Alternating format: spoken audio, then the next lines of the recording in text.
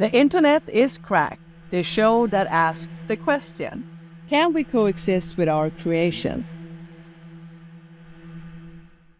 Hello, I'm Seth Camillo. And I am Caroline Risberg, and we are The Internet is Cracked by Addicts for Addicts. And we are lucky to have Dr. Turel with us. He is a professor at the University of Melbourne, and he knows all about the internet and the effects it has on people. And we are lucky to have him with us today.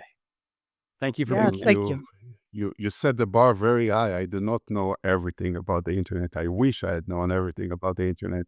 Thank you for being here with us. I really appreciate it. My Yeah. pleasure. I think I'd like to start with something that's actually, in your neighborhood, which is the ban on social Mhm. media that your parliament has just passed. And my question would be, it sort of leads into everything we're going to talk about, is why would there need to be a ban on teenagers using social media? Why is that something that might be advantageous? Okay, so that's a good question. Teenagers and children are different in terms of brain development and self-control capacity. And they need to be protected. We protect them in many other areas, right? In many cases, as parents, we decide what kind of food we give them. We decide on the TV shows that they watch and so on. So the reason we need to exert this control or stronger control over children is that there is a natural imbalance in their brain development. And what I mean by that is that the brain regions that govern self-control are not fully developed until people reach the age of 19. And then there are connectivity issues between the left and right hemispheres that sort of mature by the age of 25. So basically, we reach mature or full matureness by the age of 25 in terms of our capacity to self-control, reflect on things very carefully, and so on. At the same time, the brain regions that govern impulsive behaviors, rewarding behaviors, making us chase after all these enjoyable things are mature for teenagers. So this creates a natural imbalance that closes over time or disappears over time, but it exists, which means that teenagers are wired to engage in riskier behaviors, more dangerous behaviors, exploratory behaviors, and therefore, in some cases, they need our protection. So that means that on social media, there could be many problematic behaviors they might engage in and might be exposed to. So we're talking about things like cyberbullying, body image, excessive use, and you guys have interviewed so many people, so I assume you know the whole list of everything that can go wrong on the internet and social media. That's not to say that everything is wrong on social media, but taking into balance the positives of social media, and there are many of these, and the negative ones, I think some governments and some states, I think the New York governor or New York mayor, proposed also to have a similar ban. So people start thinking about it and said, okay, we should play with it and deploy it. Whether it's successful or not, I do not know. Whether it's easy to implement from a technical standpoint, that's also a different story. But at least the intent to prevent children from doing all these things when they're too young is there. Could you speak generally? I mean, 3/4 of all internet users are on Facebook, half are on Instagram. What is it that's happening in the brain that makes so many people so attracted to social media? Certainly, these systems are designed to attract people, and I think the proper terminology is to engage them, because people are using the system anyhow, but what the service providers want people to do is to engage, to read more, to post more, to to engage in conversations, etc. And this is the attention economy. So companies compete for our attention. And Mm-hmm. it's not just social media. It could be Netflix. It could be our local library and academic institutions or schools. We compete for attention, right? We want the children's attention.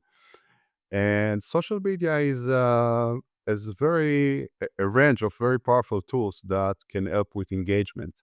And I think they cracked the code for really engaging people because they have all the information they need to sort of know what you like. They could Mm-hmm. present you information that you like, or in contrast, present you information that you do not like. And that creates also engagement because now you're going to negatively comment on the post that you get. And they have additional mechanisms like likes and all these Yeah. comments that really entice people to do that, to further engage. And on top of that, it is done in a social context. So it's basically the context allow presenting whatever you do to others and whatever others do to you. And that sort of Yeah. forces comparisons and further engagement. So they have a range of mechanisms there that increase engagement. Now, your question was about the brain. The brain is, it's a very complicated machine, but at the end of the day, if we want to reduce it to something very simple, it's something that seeks rewards and survival, right? So let's put Yeah. survival aside for a second, but the brain is really trained to seek rewards. So when we see a piece of cake, the brain, we first time we enjoy it, the brain releases dopamine. We enjoy it; it feels fun. So the brain learns, okay, next time I see a cake, I'm going to release dopamine, and therefore create motivation for people to consume the cake. And for most people, it's a normal process, right? And this is why I said self-control mechanisms are Mm-hmm. also important, because the other part of the brain uh, tells us, you know what, you already had one piece of cake. You should stop. It's too much for today, even though Mm. it's enjoyable. So we have this constant battle between I want to seek this reward and I shouldn't seek this reward. So what happens in the brain, there are so many things that can go that, anything we do activates different regions and decision-making regions in the brain. With social media, things like likes create what we call variable rewards. So these are rewards that are not constant and that are unknown in advance. And if you think about other situations where we have unknown rewards, uh, something like casino, like any Yeah. gambling, roulette or anything like that, the reward is due to chance. And this is what really happens on social media when we post something, let's say a new picture or a selfie. We do not know how many people are going to like it. So that pushes us to check it. And then you see you got 2 likes, but you also see that your friend got 5 likes. Then you feel, okay, I'll check it again and again and again. And sort Mm-hmm. of we learn to consume likes because they are rewarding. And over time, we want more likes, and that pushes people to engage in riskier behavior sometimes. All these trends of posting crazy stuff, people standing on the edge of the roof, petting a wild bear. So people take risks to try to obtain likes. And I don't Yeah. remember the exact statistics, but there are quite a few people who fall at the Grand Canyon trying to take the perfect That's picture true. I've heard every that. year. Yeah. I've heard that. And Sorry. not to mention challenges, like all these TikTok challenges and Yeah. so on, people doing stupid things just to attract attention. And this is an element that, the social context of posting things brings in. So we have sort of a perfect storm and a collection of mechanisms that help social media providers to increase engagement. And they're very smart about doing that. So we have smart algorithms that understand us as consumers, what we want, what would engage us, what would trigger us. Mm-hmm. We have the likes mechanisms. we have the social comparison mechanism, right?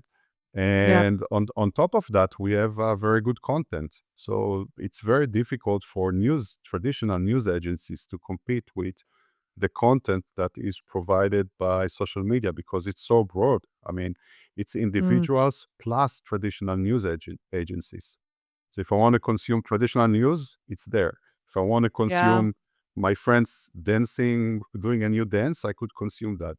I mean, like you said earlier about like casino or gambling or whatever, it kind of seems sort of the same when you gambling, you're playing, you win money and then you lose. I mean, my joke used to be, look at Las Vegas. It didn't become looking the way it does because people were winning all the time because it would never look like that. It would be a desert. Yeah, So yeah, right. I mean, exactly. that's the Yeah. truth. I mean, it will be a desert. It's not. So I mean, is it kind of similar in a way? Because what you said about we want to have our likes, and then we get triggered. Oh, I got 5 likes today. Maybe I can have 10 likes. It's same kind of like, oh, look, I want $10. You don't. The only thing you're thinking about, you want $10 and not lost $200. Yeah, Is exactly. that something similar like happening in the brain? So from a very reductionist standpoint, for the brain, a reward is a reward, and it doesn't matter if it comes from financial gains, from Mm-hmm. likes, or from using substances. But the mechanisms are the same. So we learn that something is rewarding. In the case of social media, it's socially rewarding. It's self-affirming, like I'm a person Mm-hmm. worth of something. People like what I do, and so on. I would argue that it's somewhat of how this isn't true, but people will say he was a functioning alcoholic. It seems to me that there is, because it is lower level than like cocaine, let's say, that 3/4 of all internet users can use Facebook, need the dopamine, but they don't have the problems that a cocaine Yeah. user will That, have. They never that stop. Yeah. They never need to stop. addictive behaviors are not defined by the amount of dopamine release necessarily. They're really one key feature of addictive behaviors is how much negative impact they have on individuals' normal functioning. And normal functioning is a vague umbrella term. What's normal for me is not normal for you, or we have different social expectations in the US versus in other countries. So it really depends, but really you start seeing issues when let's say gambling. You go to Vegas once a year, you spend $200, you enjoyed it, you did chase after these rewards of winning, Mm-hmm. done, you left Vegas, everything is okay. uh, this doesn't affect your normal functioning. In Right. contrast, if you do it every day instead of working and spend all of your social security money on Mm-hmm. gambling, that becomes an issue. And there is an analogy with social media. So for most of us, even though we sort of engage with social media and seek these rewards and do it 10 times a day, it doesn't significantly affect our normal functioning. Now, this is difficult to compare because this is a key feature that differentiates social media from substances, the Mhm. symptoms that we have. So, in the case, let's say you're deprived of using substance, that can generate physical symptoms, right? Mhm. Nausea, Mhm. vomiting, headaches, you name long range of symptoms. That Uh-huh. doesn't happen in the case of social media. There is also no neurotoxicity. So there are no substances that penetrate the brain and affect, really kill brain regions, kill neurons. We don't have that necessarily in social media. So there are important differences between other addictions and excessive use of social media. And one key feature is the magnitude of symptoms that people can experience. What's the worst case you know can happen if you are deprived, let's say Facebook is down for half a day, people feel agitated, probably a little bit discomfort, but that's about it. Right. I guess I sort of compare it though to smoking though a little bit because I feel like y- you, yeah, there's not a. I used to smoke. I quit, and it was not a euphoric event when I had a cigarette, but it was something that I was addicted to, and I feel like we're all sort of let this thing into our lives. I mean, 2.2 billion of the 3.3 billion accounts of Facebook use it every day. That's a lot of people. That's over half of people who have an internet connection use Facebook on a daily basis, which I don't know, to me seems like you're exposing yourself to, things that are potentially Yeah. negative on a daily basis. Mm. Yeah, don't get me wrong. I'm not protecting social media providers, but I'm one of these scholars who believed in a balanced view. And yes, there are many negative aspects that were brought about by social media and the likes, but at the same time, there are many positives. I'm not saying you should use it excessively, but to me, when people start talking about this comparison, it's like cocaine, it's like smoking. I think that the closest comparison or comparable element is actually food. Food Okay. is there. Uh, you said that 2 out of 3 billion people use social media. 3 out of 3 billion people use food, right? Yeah, yeah. Uh, Yeah. it's Yeah. it's also rewarding, and we learn to like it and consume it. And over consuming it is problematic. It can lead to anything, cardiometabolic syndromes, Right. obesity, and we know Obesity. the consequences of that, and even the cost of that in the US. But we don't talk about banning food. We do talk about teaching ourselves to better control our food intake. We do engage in, I mean, there are some regulations in place to make sure that we consume reasonably healthy foods. Things like forcing food manufacturers to put nutrition labels on the food. Things like paying additional tax on sugary drinks in New York City, Mm. and many things like that that sort of Mm. push people or trigger them to consume food more consciously. But at the end of the day, it's our job to teach ourselves to not overconsume. And we do the same thing with our children, right? We teach them this is Yeah. healthy, this is unhealthy. Don't eat 5 pieces of cake, it's just one. So at the end of the day, we sort of try to reach a balanced, healthy lifestyle with food, and I think that's a good analogy because that's what we would be seeking in the case of social media and the internet in general. By the way, social media is just one tiny aspect of Yes. everything that's going on Right. the internet. Yes, We it have is. AI, video games, and many Yeah. other things. Do you think that there is, ethical standards that should be imposed on in the internet is a big place, so social media, people who run websites in general, given that they do have some power over your brain, do you think that they have some responsibility to curate any responsibility, um, to just make their sites relatively safe or appropriate for their users? I think they should bear some responsibility. Anyone, it's like going back to the analogy of food. If I'm a food manufacturer, I have some responsibility, some legal, but also some of it may be more social, ethical responsibility, right? Not Mm. to cause harm and so on. And I think a lot of companies are driven by the bottom line.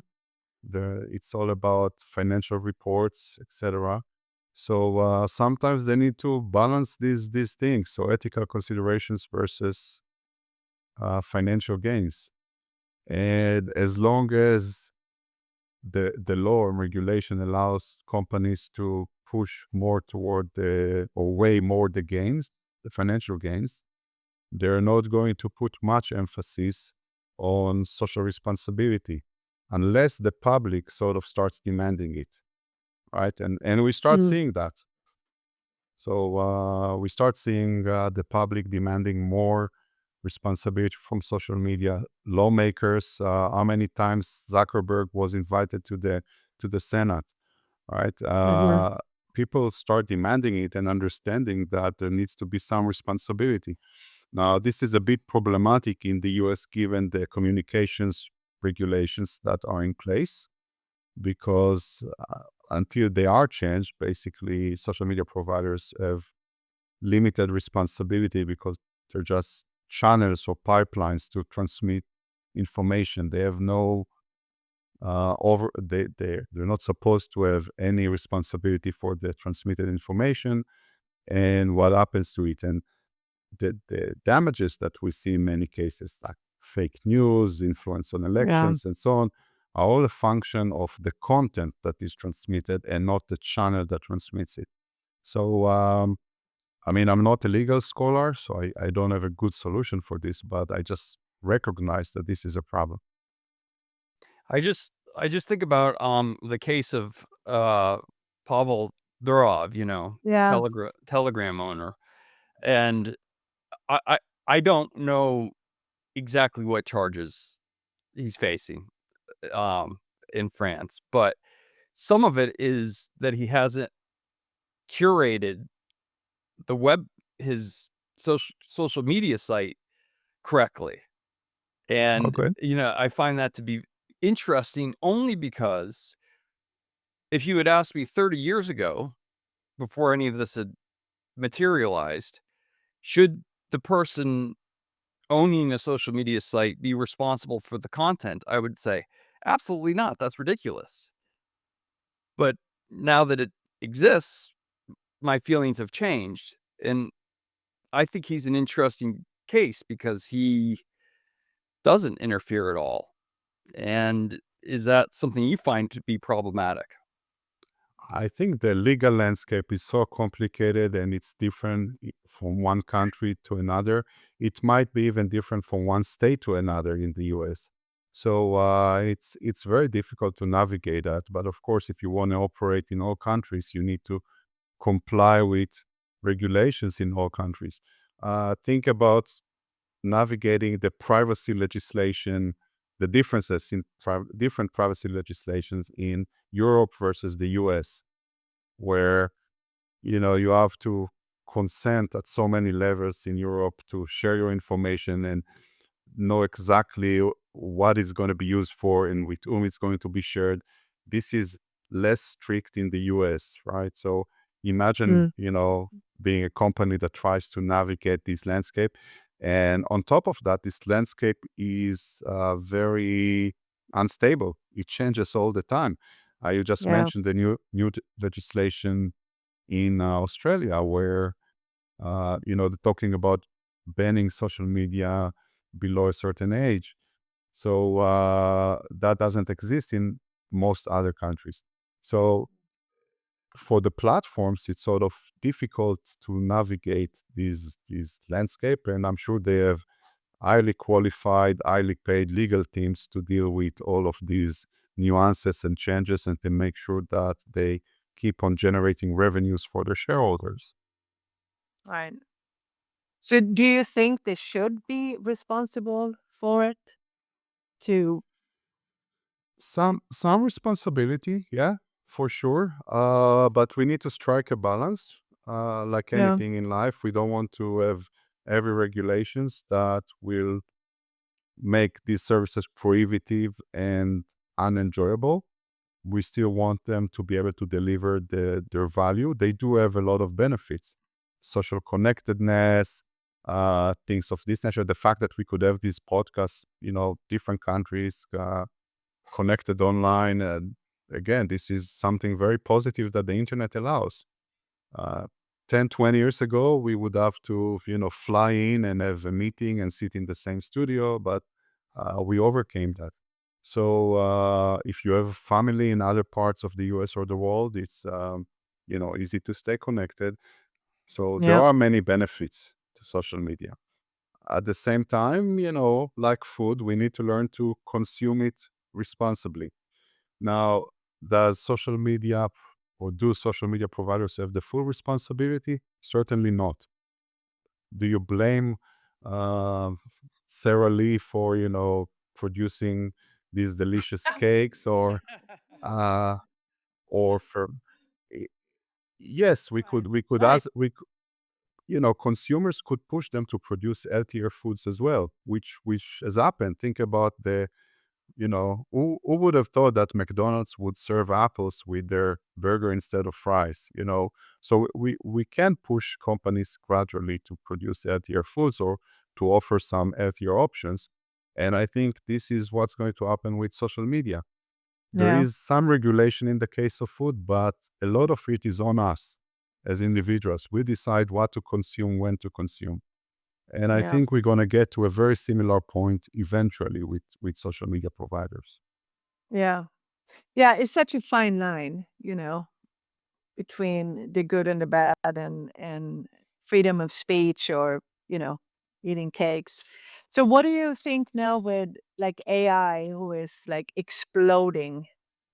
I think we have it on everything. What's your opinion on the development of it? I guess you can say. So in the context of social media, it existed. I mean, we used to call it the algorithm, but basically it's AI. It's an algorithm Right. that tries to predict what would engage you as a user. Hmm. And so the algorithms become more sophisticated over time. I think there are a couple of other risks with AI and social media. Deep fakes are Hmm. really uh, bothering development, and they get to a point where they're difficult to detect. And they can create other problems for teenagers. So imagine being, in high Yeah. school nowadays where some kids joke around and create deep fakes of you. It could have terrible Yeah. consequences. Yeah. I agree. Uh, and so that's the negative side. But like any other technology, there are positive sides. I mean, we already see improvements in efficiency and so on in many sectors. Uh, Very mundane things we could start shifting toward AI, which would reduce load from humans, workload, and would free their time to do more creative things and other things. Whether we get to a point where it's really threatening, that's too soon to say. I mean, I don't want to predict anything because I don't know. Right. It just shifted so quickly. Like no one talked about AI 3 years ago, and now everything No. is AI suddenly. Yeah. I mean, it's moving so quick. I and I don't know if it is a good thing that, let's say, AI takes over a lot of our works, and maybe it is good, as you said, we can, do more fun stuff. But I guess the ethical part of it, is this actually good for humanity that a machine would maybe take over, or is it good that we teach it everything? I don't know. I don't know. I mean, Probably no. I mean, we're not at this point yet where machines can replace humans, but they can support humans. At, at least at this point, maybe right, 20 years from now, we get to a point where there's not going to be jobs. Everything is going to be done by AI. But I don't know. But certainly, it's a revolution. Think about previous revolutions. Every technology sort of comes and concerns us, right? So when calculators were introduced, we had math teachers demonstrating that we shouldn't let these things in schools. When Microsoft Excel was introduced, so that's we shouldn't let students use that because now they can solve everything. Um, when when the internet was introduced, it was also sort of threatening. Now you could access all this information and you know everything. So we have a very smart set of machines now that can do a lot of things. Yes, they're going to be what we call dark sides, quote unquote, like there are going to be negative effects. But at the same time, we should try as society to ensure that we develop them in such a way that creates benefits and minimizes negative effects. Will we be able to eliminate negative effects? Probably not. But we need to be aware of them. And this is where us researchers kick in, try to understand what's going on. Mm-hmm. But we do want to come up with some plans to govern them and make sure that we manage them very responsibly. And there are issues, many issues. You mentioned just taking jobs, but think about privacy, think about intellectual property. Yeah. Uh, an Well, AI could take your warfare. Warfare and even Yeah. the deep fake, just to bring that up again, because you said it, because it's why are they developing something that is can do actually a lot of harm? I think it's more they can make it look like me, sound like me, and they're already using it. Have you ever heard like people? I actually have friends who have had phone calls where they're like, "Give us money because you have your kid," and they don't have the kid, but I have the voice of the kid. I have no idea how they got the voice. Those are like, should that be even allowed to be done? Because that's not, as you said, like kids in schools and suddenly they have making porn of a girl, I mean, that's when we are scared of bullying and all that. Mhm. That's it is it's sideway. I don't think it's a good development, but other things could be good, not necessarily that one. Sorry. I think it's always like that. Any technology comes with negative side effects that are not necessarily planned. So when Zuckerberg came up with the idea of social media, I don't believe he could assume the impact that it could have on elections, on people's No. well-being, on mental health, and so on and so forth. So we always invent these technologies because they are invented by techies. These are individuals with limited view. I'm generalizing here, but in many Yeah, cases, yeah. limited view of the societal consequences. But even if you take PhDs, uh, 200 PhDs with full understanding of potential societal consequences, it's going to be very difficult for them to predict or envision what could happen with the technology, right? Especially when it's new. Yeah.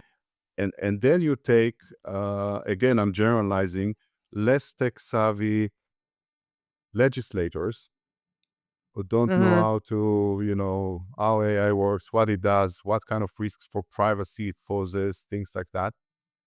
And then you ask them to come up with a solution.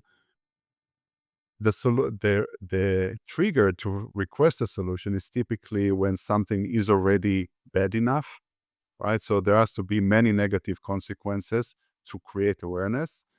And Mhm. by the time the legislators get to that, they're always chasing the technology, right? So they're like 10 years behind.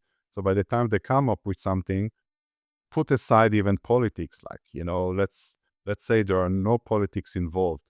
Um, Even then, you get to a point where they're just 10 years behind, and by the time they move in with legislation, there are new technologies that can sort of overcome and bypass the legislation. well, the Mm. automobile certainly reduced the number of blacksmiths, but I think, and I think also your statement that we won't know may also be we will never know. But one thing I'm thinking about, like, we don't know, and maybe we can't compare, but just because you bring it up with a car, that took about, I don't know how many, let's say 100 years until we are where we are right now. But when it came to AI, that feels like it started yesterday and it moving so fast. Yes. So Yeah, that's I guess yeah. the little thing about So I think certainly the pace of change has changed, has picked up. yeah. So the internet is really fast compared to other changes. So think about the Industrial Revolution.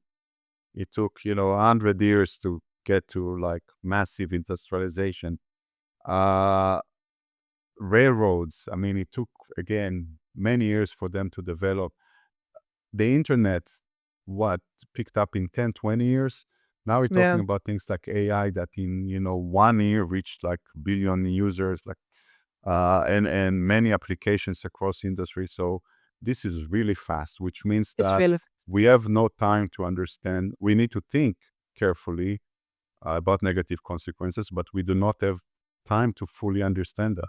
It doesn't give us the excuse to not think about these negative consequences, but we need to realize that we will probably just chase these consequences, try to understand them as they unfold, Mhm. without having the full ability to do that. We talked to a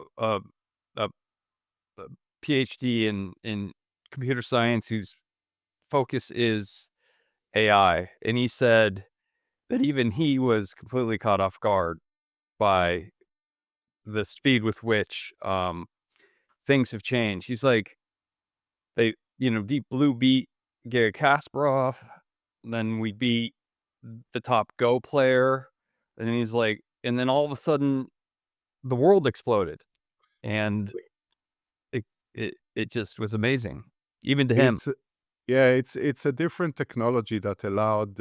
So AI has been around when I was an undergrad student. We even talked about AI, but simple neural networks like one Mhm. node and two nodes, nothing fancy. And now because of this GPT technology, basically these engines allow much faster and more complicated calculations with at the same time computing became so abundant, and computing power and GPUs and a lot of processing power. So you take a lot of data exists.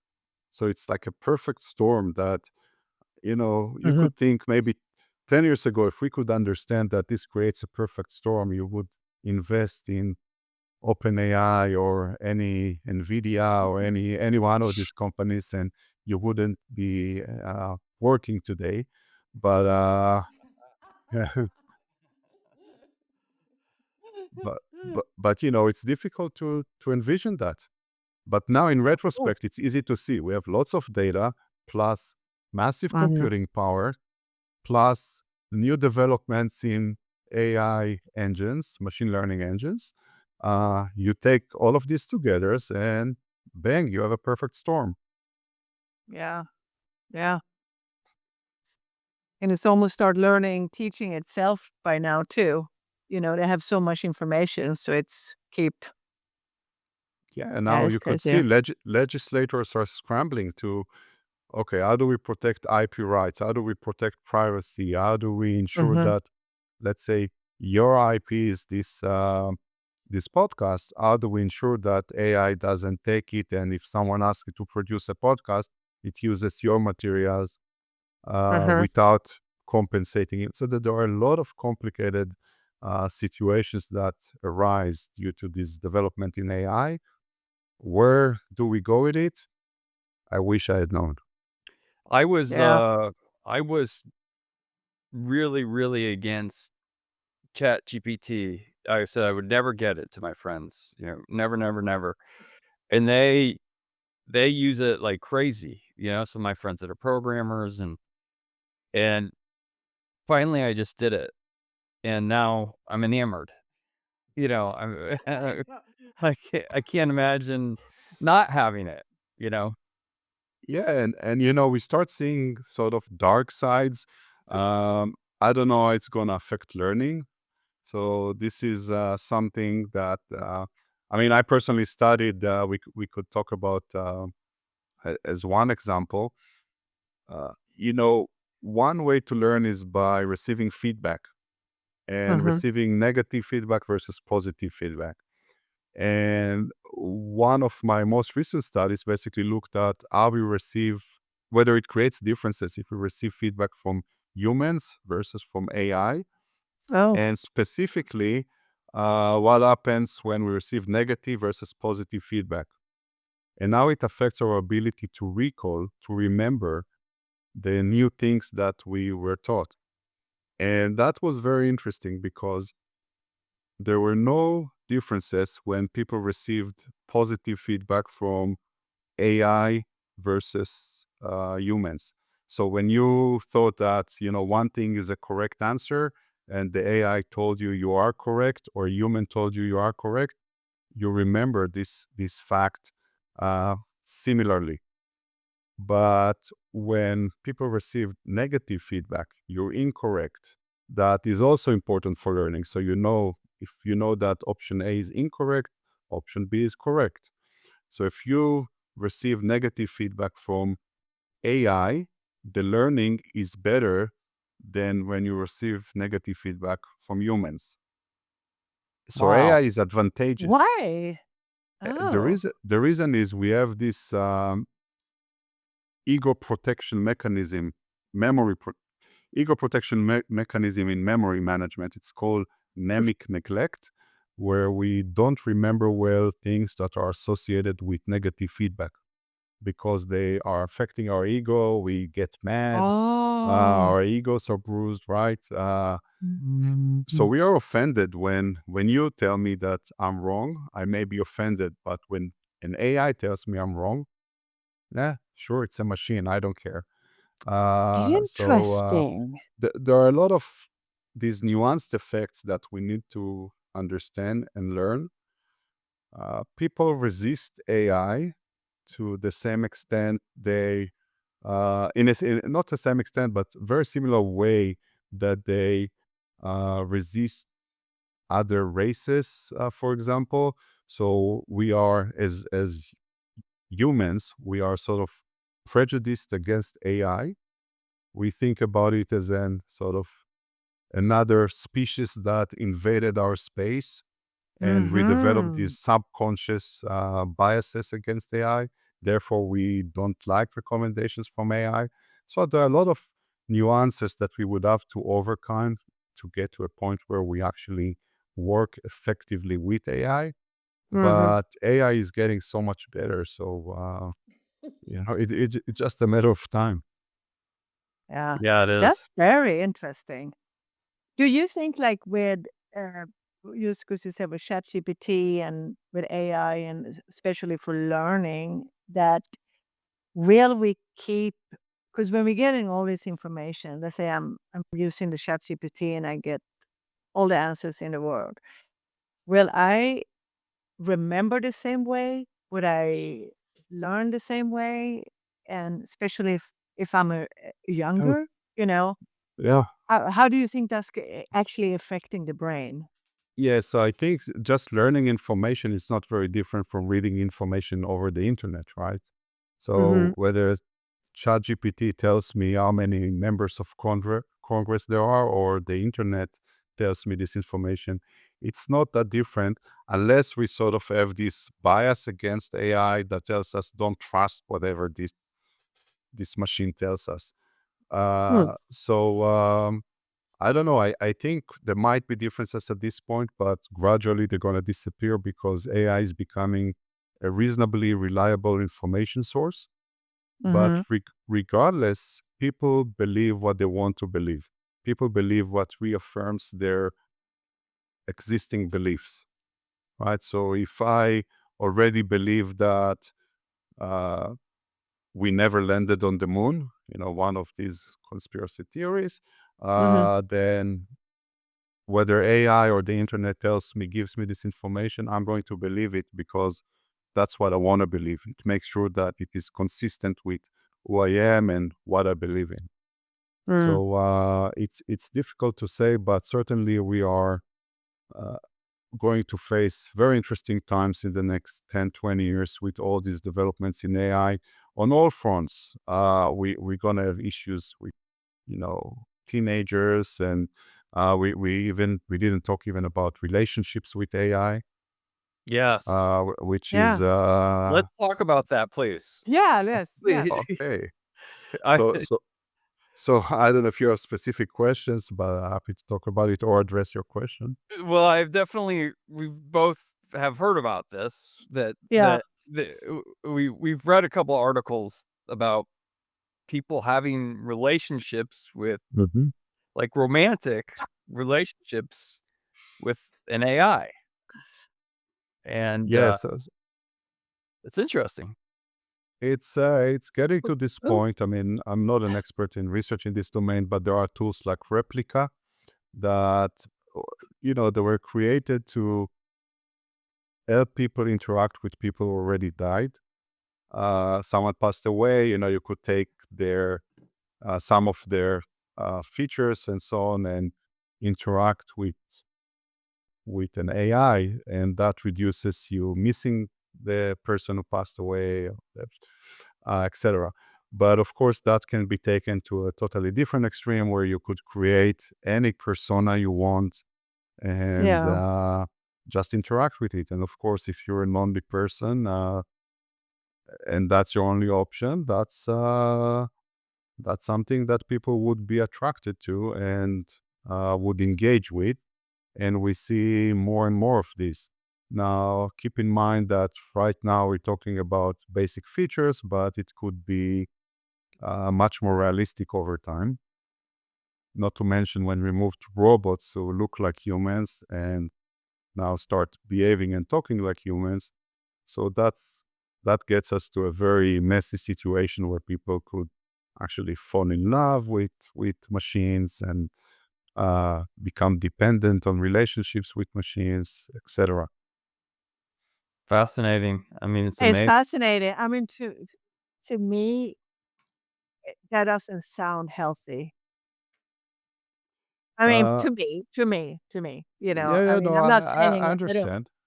I, you I know, understand, but again, being the more balanced person on this panel, I'll just be a devil's advocate for a second. Yes, it's unhealthy for most of us, but think about someone who's isolated and lonely. yeah, And, yeah, and it doesn't have to be like in a sexual way. It could be just someone to talk to, right? Think right. about But a, it, a, but lo- but a isn't lonely. it? But isn't it kind of an illusion though? Like that, Yes, when you have a pretend friend. I think that in some cases it can make sense. I'm thinking Yeah, about lonely elder individual yeah, who has no opportunity to obtain friends and or communicate. And so there are certain circumstances where it makes sense, but when it comes when it becomes a substitute to normal human to human relationships, that's an issue. And I found actually, that the voice feature you can interact with, you can either ask, type it in, or you can actually speak to it. And I rarely speak to it, but when I do speak to it, I notice when it gives me information, I'll say thank you. And, I mean, in a way, in my head, I guess some Yeah. part of me thinks I'm talking to a person. So there is an old paradigm or theory that is called computers or social actors, and that emerged way before AI. And what it basically states is that in some circumstances, especially when the computer is sort of a decision maker and has some responsibility, we treat it as a social actor. So it doesn't mm, have to be, you did it before, I bet you did it before AI. So when your computer didn't respond or something, didn't you bang on the keyboard and start Mhm. yelling at it? Like Yes. we do, Yeah. we yeah, do, yeah. yeah, of course. So we treat computers as social actors. We have been treating them for a while, but with AI, it's another level because you really feel that you're interacting with a human. You're having a conversation, so you feel obliged because that's your social interaction script.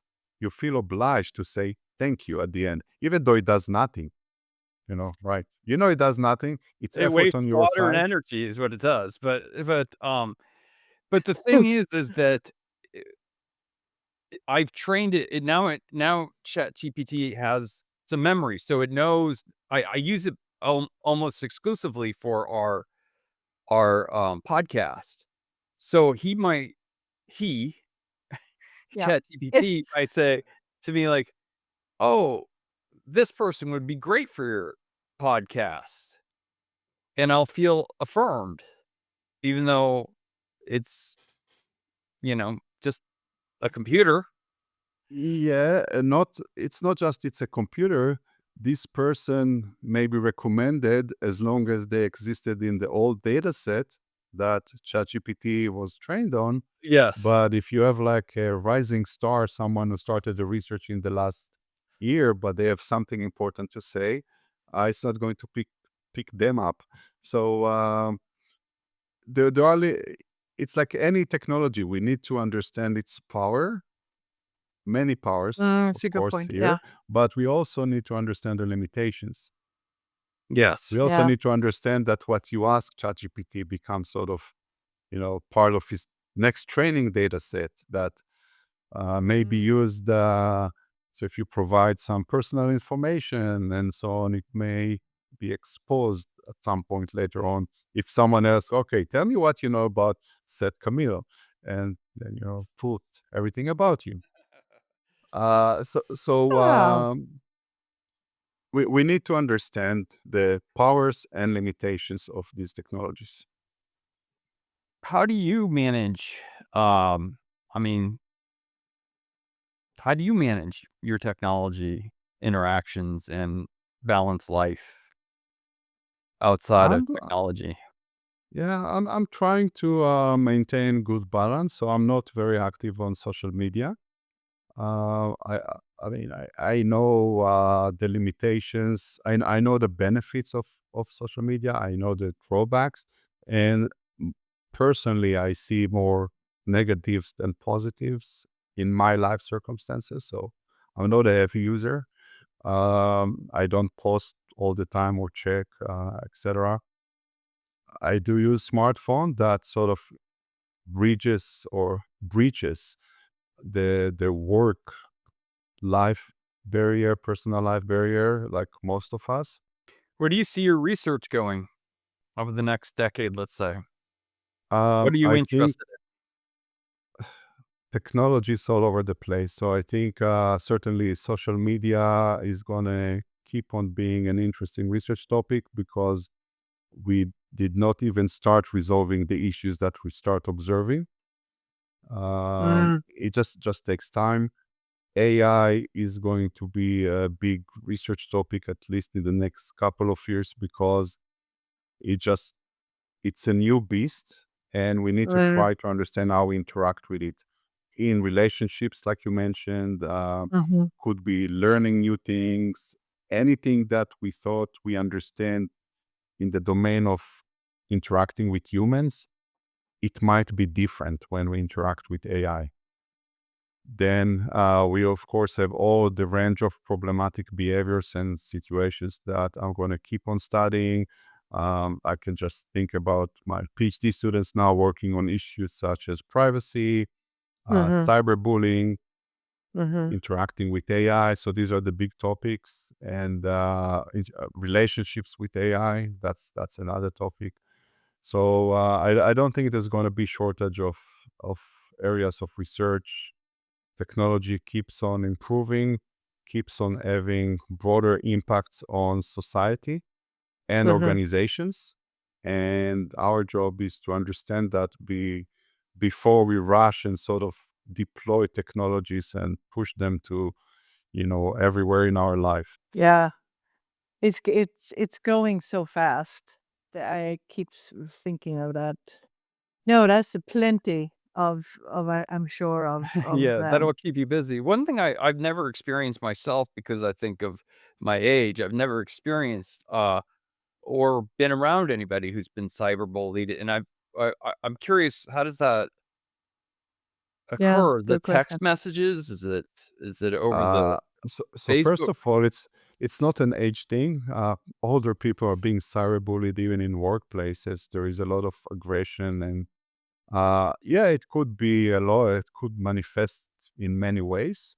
Could be text messages, like you post something and 50 people give you negative comments about Yeah. uh, not always substantive, right? About how you look, uh, all sorts of things.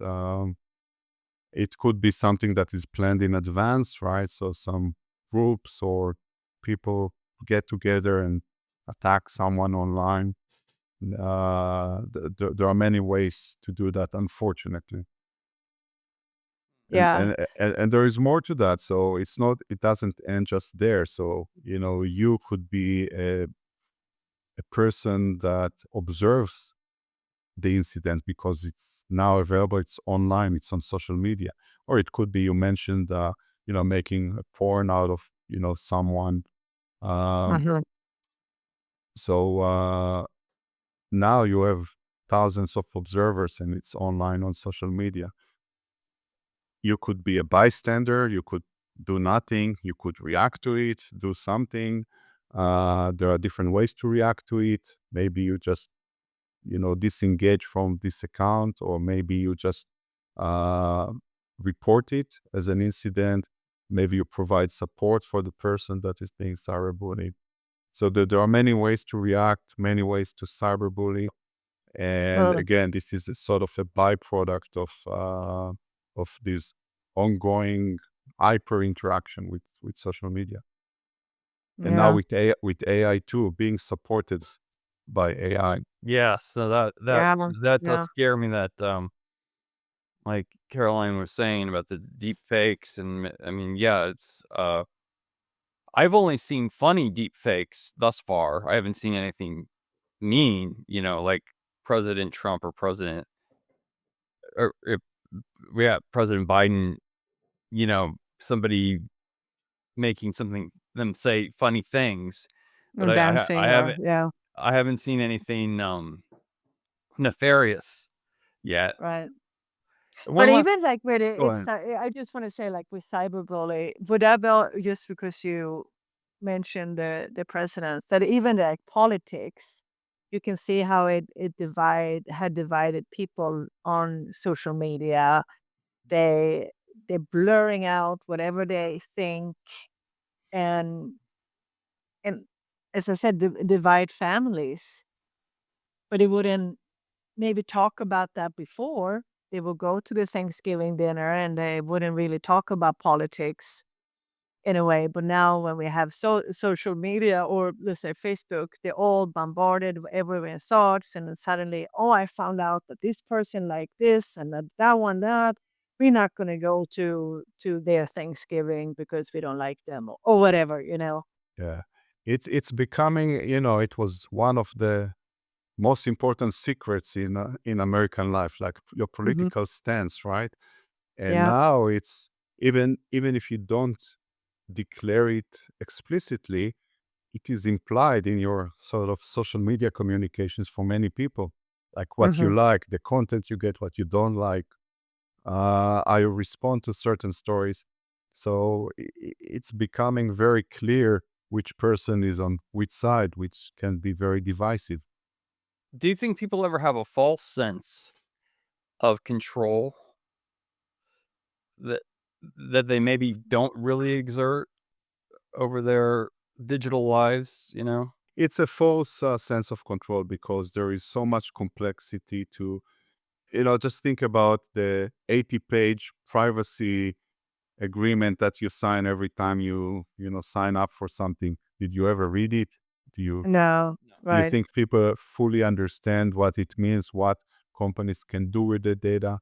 I think there is this drive. I need this service now. I want to sign up. I don't care. I'm sure they're going to use my information. So we just ignore the fact that we believe that we have some control over it because we consented. And yes, they're going to ask them every time they're going to use our data, but it's a false sense of control because these companies have so many you know ways around it. And in this 80-page legal document that no one understands, there is somewhere there that they could use your information for these purposes. So I don't think until we get to a point where we get like plain language type of statements, like this is what we're going to do with the data, and any breach of that Hmm. is going to cost us that much money. Until we get to this simple point, we're just going to have this false sense of understanding of what's going on. what can be done with our data, and the negative consequences that may arise due to the use of technology. I read that 9 out of 10 apps do some form of tracking outside of their intended use. But Yeah, I'm not surprised. I'm surprised Yeah. it's not 10. I'm surprised it's not 10 out of 10. I guess my last question would be about, because I've thought about doing this, do you think it's wise to do a digital detox every once in a while? I mean, it's not a personal opinion. We have done several studies on digital detox, and there are different flavors of digital detox. We just published a paper that sort of tries to integrate the different definitions and meanings of digital detox. But what we have done in most of our experiments is like 1 week challenge where people either reduce or stop using social media. We Mhm. typically do it with one social media, so we have no control over other social media. But again, I think we saw many benefits. So we saw reduction in stress, for example. Mm. But I don't know if that persists after 1 week. And what we also don't know is what are the alternative activities that people engaged in instead of social media. So, Oh. uh, and also I think it depends. So if you use social media to, let's say, as really part of your job and who you are and your social interactions, you cannot disappear on your friends and colleagues for like a week, right? So it depends, but I think certain restrictions are easier, like trying to reduce the time people use social media. That's a good practice. We found that even doing it for 1 week increases the sense of self-control or agency people have over their social media use. It makes you feel better about, I can control this, it doesn't control me. I just wanna ask you one more question, and because you're saying, like, oh, what about the interaction that we have between 2 people or 4 people? Don't we need that? Does that affect the brain in a way where we don't see that, like, we don't touch and see each other the same way? Like, now we're working from home, we interacting on the computer constantly. I know a lot of children, they communicate via the phone. They're not talking to each other anymore. Does this in some kind of way, how does this affect us as humans? Yeah, I think certainly it has an effect. So it changed the way we communicate and understand other people. Not necessarily negative effects, by the way, Mhm. but of course we need to understand to read facial cues. We need to understand tonation. Like we have communication skills that have evolved over many years. And now if we sort of stick to just text messaging on Instagram, we just reduced it to like typing, right? And Yeah. now you need to read. We lose a lot of the meaning. It's a less richer media. So rich media, which is face-to-face interaction, Mhm. gives a lot of information, right? Facial Yeah. expressions, tonation, etc. Text is a very low form of communications that can lead to misunderstandings. And Yeah. in fact, it can lead to dispute escalation in many cases. So if Mhm. we have a face-to-face disagreement, we could go back and forth and sort of understand each other and maybe reach a mutual understanding or agreement. But if we do the same thing over text, it really escalates and gets out of control very quickly because you really don't have these subtle cues that you would have in face-to-face communications. So that's a problem. If all of our communications become this way, we're going to be more divided as Mhm. society. We're going to have more disputes, disagreements, right? Yeah. That by itself is a problem. On the positive side, in one of our brain studies, we actually looked at differences before the internet age, more or before social media. Most Mhm. of us interacted with I know 50, 100 people. I think about going to school in the 80s or 90s. You just, you had your friends, you had your neighbors. These are your family. These are pretty much the people you would see. Mhm. Now people see thousands of faces every day. And what we have had shown in one of our studies is that the more people use social media, the brain region that sort of mediates identifying faces, we have a brain region that specializes in identifying faces out of many objects. And this brain region actually grows, is bigger in people who use social media more extensively. Oh, Have you seen a discernible difference, aside from what you just mentioned, in the brain development of, digital natives versus people who were not exposed to the internet? I did not study that, but that's a very interesting question. Okay. I have not. Something to add to my list of research projects. Please do that. Come back to me in the 10-year anniversary of this podcast, and we'll go over this question again. Okay, yes. absolutely. Well, you know everything, so I just assume that, Yeah. Well, I already qualified it. I do not know everything. I wish I had known everything. well, I wanna thank you very much Yeah, me for too. joining us, and, it was really a wonderful conversation. Thank you, Yeah, guys. thank you My so much. pleasure. Thank you. Thank you. Thank you. Thank you for watching or listening to The Internet is Crack. Tune in next week when we interview Professor Tara Allen.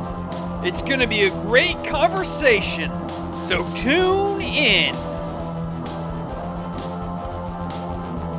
You can watch us or listen to us on YouTube or Spotify or many other outlets. And don't forget to follow us on social media. See you next Monday.